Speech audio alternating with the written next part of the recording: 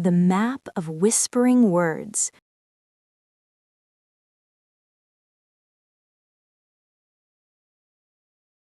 In the dusty corners of their grandmother's attic, Suki and Koji found a chest made of cedar and brass.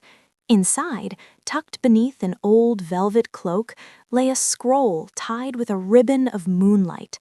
Suki carefully untied the knot, and as the paper unrolled, a soft golden light began to hum. It wasn't a normal map. The drawings of trees and rivers were moving as if they were alive and breathing.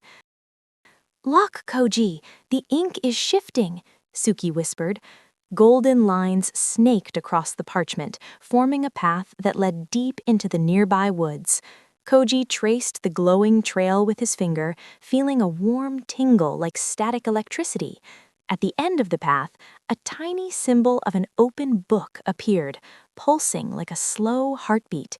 They knew then that an adventure was calling their names from the shadows of the trees. They ran through the forest, the map guiding them past ferns that bowed as they passed. Finally, they reached the oldest oak tree in the valley, its bark twisted into the shape of a grand archway. In the center of the trunk sat a heavy wooden door with a handle made of a polished green stone.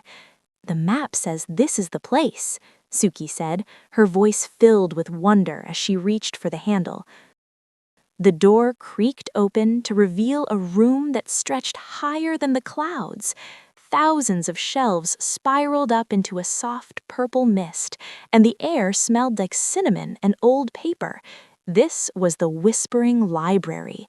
Instead of staying on their shelves, many books were gliding through the air like birds. Koji gasped as a small blue volume fluttered past his ear, its pages flapping like delicate wings. Suki reached up as a bright orange book dipped low. As her fingers brushed the cover, she heard a tiny melodic voice.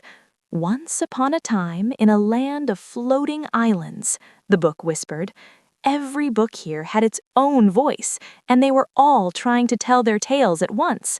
The library was a chorus of secrets, a rustle of paper that sounded like the wind through autumn leaves.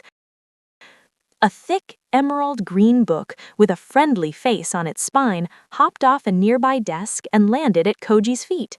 "Greetings, travelers. I am Gilder," the book said, its bookmark tongue flicking out playfully. Gilder's pages were edged in real gold that sparkled under the floating lanterns. Koji knelt down, amazed to meet a book that could talk back. "We followed the map," Koji explained, his eyes bright with excitement. Gilder flapped his covers and flew up to Suki's eye level. "Would you like to see a story rather than just hear it?" he asked. He flew into her hands and popped open. Suddenly, a cloud of shimmering silver dust erupted from his pages. Miniature figures made of light began to dance on the paper, showing a brave knight befriending a tiny, grumpy dragon. Suki watched breathless as the story played out right in her palms. As Gilder shared his magic, the library around them began to transform.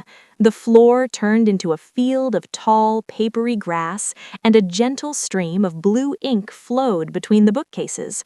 Koji laughed as a group of paper-folded cranes flew out of a nearby scroll and circled his head. He reached out to let one land on his shoulder, its wings feeling as light as a dried leaf.